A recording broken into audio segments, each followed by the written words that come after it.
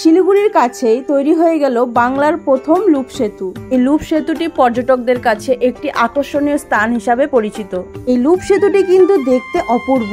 এই লুপ ব্রিজে গাড়ি চালিয়ে যেমন আনন্দ পাওয়া যায়, ঠিক তেমনি এখান থেকে দারুণ প্রাকৃতিক দৃশ্য উপভোগ করা যায়। বাংলার প্রথম লুপ সেতুতে তোমরা কিভাবে আসবে, চলো রাস্তাটাকে তাহলে ফলো করা যাক। এখন এদিক দিয়ে বাঁদিকে যেতে হবে, এখানেও টিকিট কাটতে লাগে। কোন ভিডিওর মধ্যে দেখছে?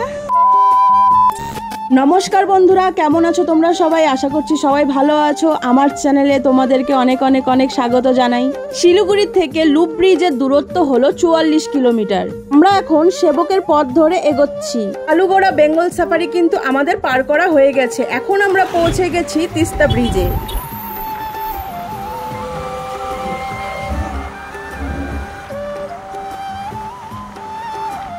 এখন আমরা পৌঁছে গেছি সেবকেশ্বরী কালী মন্দির।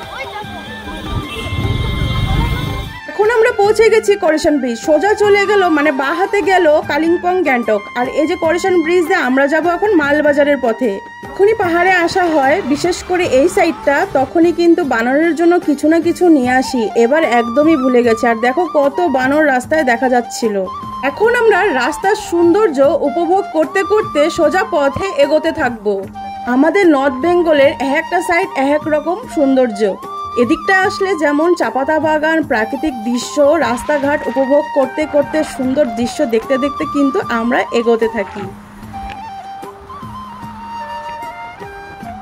অনেকটা পথ চলার পর এখন আমরা পৌঁছে গেছি বাগড়াকোট। এই মোড়ে কিন্তু তোমরা অনেক দোকানপাট, মানে খাওয়ার দাওয়ারের দোকানপাট পেয়ে যাবে। তোমরা এখান থেকে চাইলে কিন্তু খাওয়া দাওয়াটা সেরে ফেলতে পারো।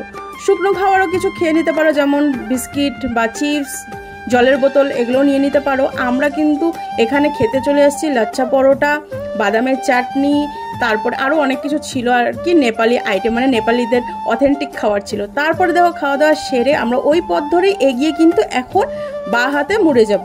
এই বাঁ হাতে ঘুরে এটাই কিন্তু বাগড়াকোট মিনামোড়। এই পথ ধরেই কিন্তু আমাদেরকে সোজা এগোতে হবে।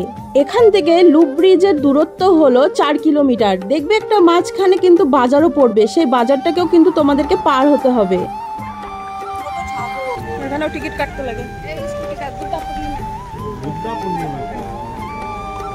তারপর সোজা পথ এগিয়ে কিন্তু তোমাদেরকে ডান দিকে ঘুরে যেতে হবে। এখানে আবার কিছু মহিলা টিকিট কাটছিল। আমি তো প্রথমে ভাবলাম যে এখানে আবার প্রবেশ করতে টিকিট লাগে নাকি, তো তারপরে পরে দেখলাম যে না, এটা বৌদ্ধ পূর্ণিমার জন্য ওরা চাঁদা কাটছিল। আজকে আমরা পৌঁছে গেছি বাংলার প্রথম লুপ ব্রিজে। আমাদের সময় লাগলো এখানে পৌঁছতে 1 ঘন্টা 20 মিনিট। বাগড়াকোট থেকে 4 কিলোমিটার দূরে এই লুপ সেতুটি অবস্থিত। পশ্চিমবঙ্গের প্রথম লুপ সেতুটি জলপাইগুড়ি জেলায় বাগড়াকোটে অবস্থিত। এখান থেকে সুন্দর প্রাকৃতিক দৃশ্য উপভোগ করা যায়, এমনি সেলফি তোলার জন্য ভিড়ও দেখা যায়। এই রাস্তা দিয়ে তোমরা সিকিমও যেতে পারবে। নতুন বছরের প্রথম দিন থেকেই এই লুপ সেতুতে পর্যটকদের ভিড় বাড়ছিল। লুপ ব্রিজ হলো এমন একটি সেতু যা তার বিশেষ নকশার কারণে প্রায়শই সাপের সেতু নামেও পরিচিত। ব্রিজের একদম উপরে তোমরা গাড়ি চালিয়ে চলে যাবে। ওখানে একটা দোকান আছে, সেখানে কিন্তু পার্কিং এর ব্যবস্থা আছে। ওখানে তোমরা গাড়ি রেখে তারপরে কিন্তু তোমরা আরামসে এখানে দাঁড়িয়ে ছবি, রিলস, ভিডিও সমস্ত কিছু করতে পারবে। এখানে কিন্তু গার্ডও ছিল, এখানে গাড়ি একদমই দাঁড়াতে দিচ্ছিল না। আমরা দাঁড়িয়ে খালি ছবি তুলে চলে এসেছিলাম। কোন ভিডিওর মধ্যে দেখছে কি জানো, উঠতেই আছে উঠতেই আছে উঠতে আসতে, মানে গাড়ি চালাচ্ছিল সে কারণে উঠতেই আছে। তাড়াতাড়ি নিয়ে চলে আসছে গাড়ি চালায়, ওই জন্য।